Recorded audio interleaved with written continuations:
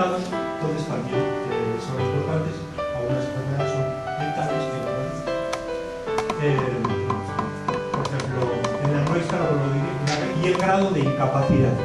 El efecto de la enfermedad puede hacer a una persona o a una familia sumamente incapacitante. Bueno, entonces, estos serían las variables de la enfermedad que son importantes.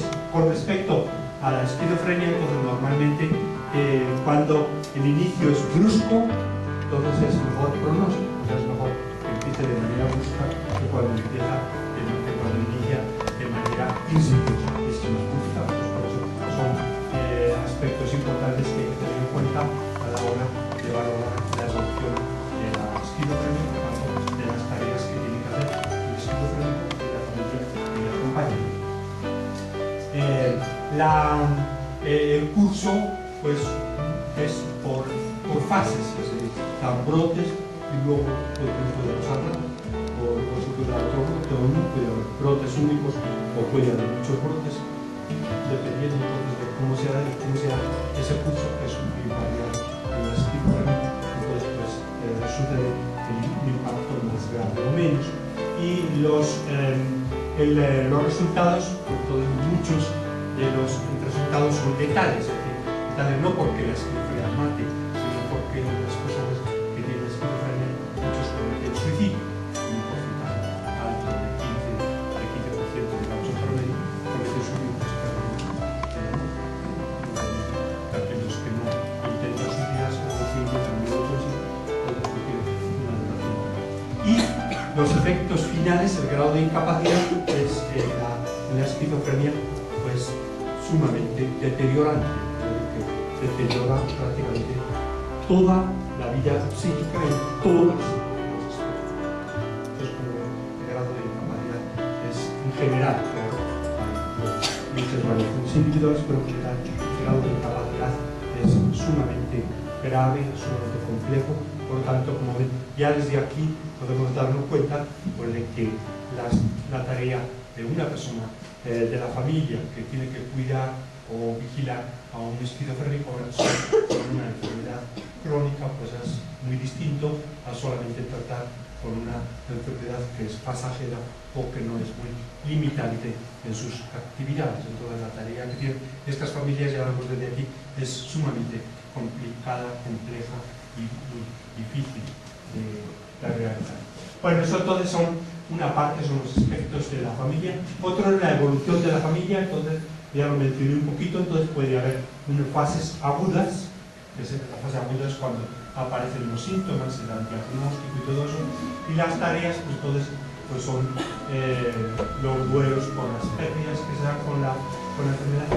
Cuando hablemos de enfermedad dijimos que era dar significado a lo que sucede y buscar el apoyo mutuo de la familia para con el paciente. La primera crisis, que la del diagnóstico, siempre es muy distinta a las posteriores. Se puede decir que aproximadamente un tercio tiene un brote, un tercio de las personas tienen varios brotes y un tercio es constante, es decir, no vuelven a hacer brotes, sino que se quedan ahí, sin los brotes. Esa es la regla de los tercios. Bueno, esa es la fase aguda, que esa sucede cuando hay brotes. Sobre todo el primero, ¿no? Lo tienen todos. Como después los siguientes brotes pueden tenerlos, ¿no? Luego la fase crónica, que esto es lo que ocurre en la mayoría, es aquella que tiene una duración prolongada con efectos graves en la persona y en el afrontamiento de la realidad y de la realidad y de la realidad social, especial y familiar particular. Entonces aquí las tareas son distintas, es manejar las estrategias de afrontamiento, preservar la identidad, manejar las relaciones con nosotros, el apoyo social. Las estrategias para esta fase, que es la común, entonces la estrategia sería normalizar los sentimientos y una cosa que lo mencioné también, cuando la enfermedad se apodera de la familia, es muy común. Entonces las necesidades de la familia se someten a la enfermedad, aumenta el resentimiento, la frustración y se desarrollan pautas rígidas entre sí y con relación al entorno y también con relación a la sociedad. Es decir, el deterioro normalmente no solamente del paciente, sino que incluye normalmente a toda la familia. ¿Okay? Bueno, eso sería la fase crónica y la fase terminal, en caso de muerte, que como dije puede ser por suicidio, una variación del 5 al 15%, y aquí las tareas serían otras tareas de la familia, en el caso de que termine con la muerte, que sería la revisión de la vida, el apoyo social para la familia, el duelo y las estrategias importantes serían el contacto. Bueno, esas serían las variables de la familia, entonces digo las variables de la enfermedad. Entonces, como ven, las variables que inciden en la familia son sumamente dolorosas y angustiantes, complicadas y difíciles. Ahora vamos a ver, bueno, con qué cuenta la familia para afrontar esas dificultades. La familia también tiene recursos y tiene factores que la ayudan a enfrentar y a restituir su equilibrio, a ayudar al entorno y también a sí mismos. Entonces la variable pues, consiste de todas las variables importantes de los individuos, de su posición en la familia, del conjunto del sistema total de la familia, y implica a las personas afectadas, ¿no?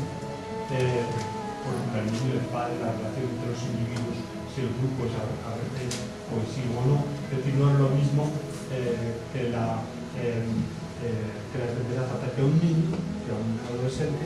Pues el adolescente en sus etapas posteriores es lo común en el inicio de la esquizofrenia, que si le da esquizofrenia a un padre o si le da a un padre. Entonces, dependiendo de eso, por los recursos que tiene la familia, son más o menos. La importancia de las relaciones en la familia, esa es muy importante, por lo que dijimos de que la esquizofrenia tiene una tendencia deteriorizante y crónica. Entonces, que tanto la familia esté unida y se apoye, pues es fundamental. La familia está desunida, entonces pues la enfermedad va a llevarse a la familia por los aspectos.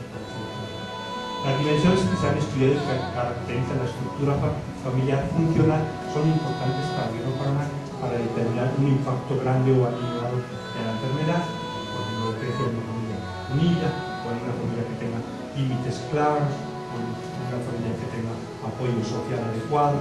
Estas son algunas de las variables importantes en la estructura de la familia, son los terapeutas familiares. Entonces, dependiendo de estos asuntos, pues el impacto de la enfermedad va a ser menor, o al revés, la capacidad que va a tener la familia de afrontar la enfermedad va a ser mayor. Otro de las variables importantes de la familia son los recursos con los que tiene, los recursos actuales y potenciales con los que tiene la familia como conjunto, y la familia también dependiendo de todos sus individuos. Otro aspecto importante pues son el sistema que veremos ahora, los recursos que decimos, el sistema de creencias es muy importante. Es decir, ¿qué cree la familia con respecto a la enfermedad en general y a la esquizofrenia en particular? Entonces el sistema de creencias que tengan pues es muy importante. Por ejemplo, con respecto a la normalidad, ¿qué opina la familia? ¿Qué es normal y qué no? Entonces de ahí proviene por la tolerancia que tenga la familia a las conductas que algunas veces son sumamente floridas, otras veces no, del esquizofrénico, ¿no? Luego las creencias que se tengan sobre la causalidad, a qué se atribuye el brote de la esquizofrenia. Entonces puede la familia creer que se deben a ellos porque han sido malas personas, porque no cuidaron al niño o a quien sea, ¿no? O pueden avergonzarse, pueden sentirse